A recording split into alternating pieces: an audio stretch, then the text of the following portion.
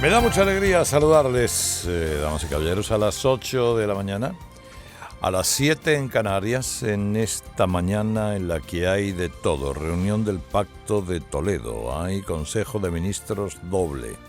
Saben ustedes que pasamos de los viernes sociales a los martes fiscales. Hay también manifestación en Extremadura, el campo extremeño se manifiesta cortando todas las carreteras que pueda. Pues, esto es una pena que haya que hacerlo al estilo CDR, dificultando la vida al resto de los mortales que no tienen ninguna culpa de lo que ellos pasan en el campo. Al menos estos piden disculpas de antemano a los que puedan verse perjudicados, que seguramente son muchos.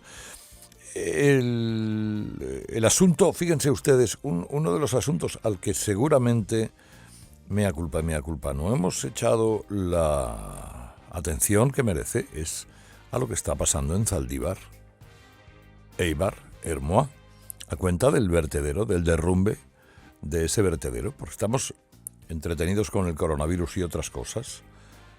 Y oiga, no nos acordamos de la situación, las 2 personas que aún permanecen desaparecidas después de 10 días y todos los vecinos de la zona, por una pésima gestión del gobierno del PNV.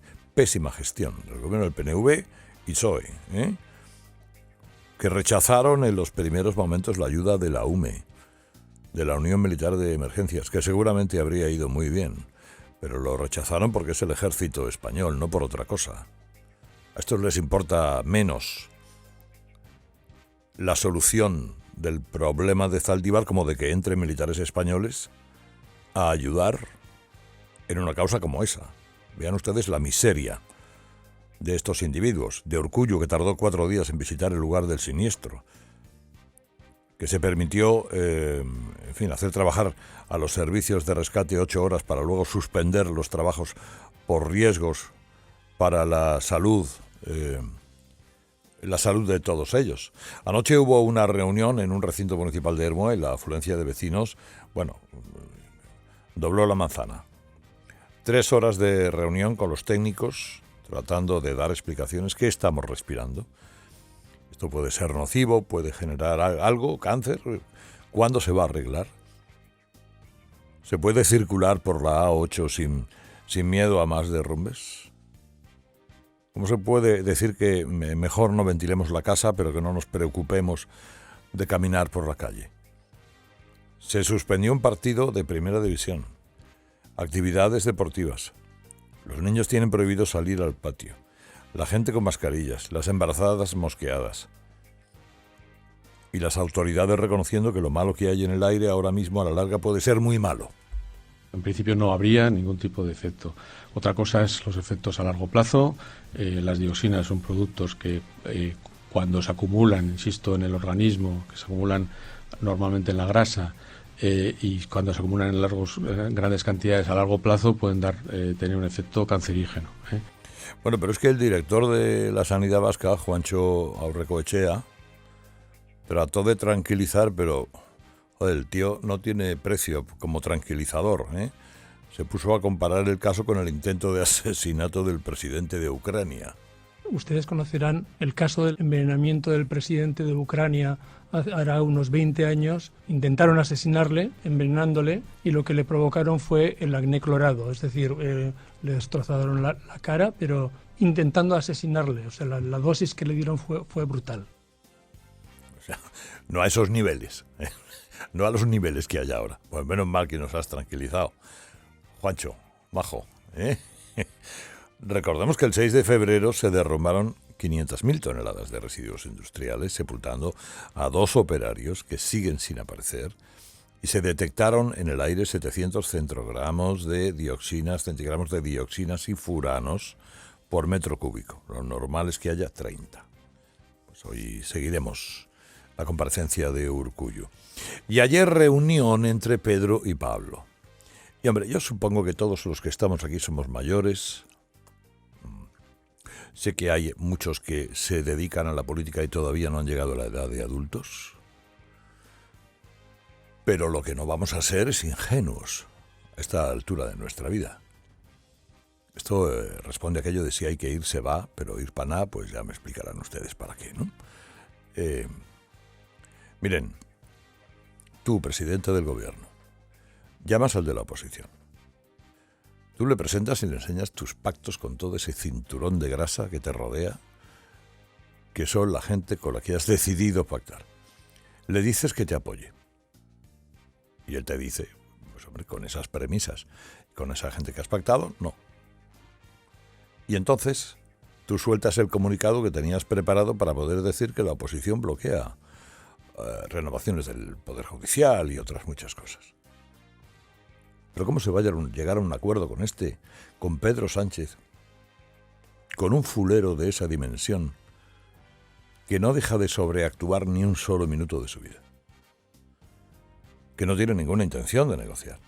Todo era una encerrona estratégica, es decir, utilizar todo esto como coartada para acusar a la derecha de bloqueo. Es decir, Pablo Casado, ¿qué tenía que hacer? Pónganse ustedes por un momento en su posición. Yo tengo que tragar con que tú estés conversando con un inhabilitado como Quim Torra y le hayas prometido, además, una mesa de negociación para hablar de la autodeterminación de Cataluña. Tengo que tragar con que esté reformando el Código Penal a propósito, que es un escándalo mayúsculo, a propósito para beneficiar a una persona. Estás reformando el Código Penal a propósito para beneficiar a un delincuente, condenado por el Supremo. Es una reforma a medida. Mientras quieres poner de fiscal general del Estado a tu ministra socialista, salida de un banco del Parlamento a la Fiscalía General. Además, con la reforma que tienes prevista de instrucción de causas judiciales, de la que si quieren ya hablamos. Y luego además con el numerito venezolano, que veremos lo que dura Leopoldo López en la embajada, en la residencia del embajador en Caracas. Es decir, con todo eso, y tú dices, y ahora apóyame lo que yo quiera. Pero, hombre, vamos a ver. Es Pedro Sánchez el que bloquea un pacto cualquiera con el Partido Popular. Es decir, tú eliges como socios al populismo, al tardocomunismo, a los golpistas catalanes, a los proterroristas de Bildu, al independentismo en general y al particular del PNV.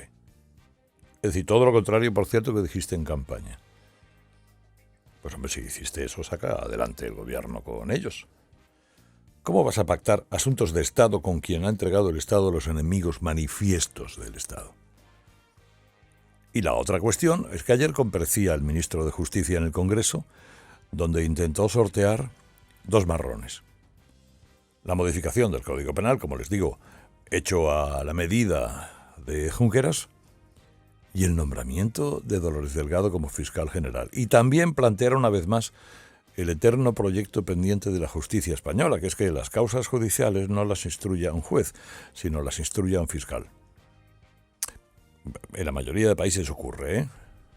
En algunos, además, los fiscales se eligen, como en Estados Unidos. Pero el problema que tiene esta propuesta, bueno, que es más o menos aceptable, deriva del control de la Fiscalía por parte del Gobierno. Es decir, ¿cómo va a instruir causas judiciales un departamento, en este caso, que está a la orden del Gobierno y además,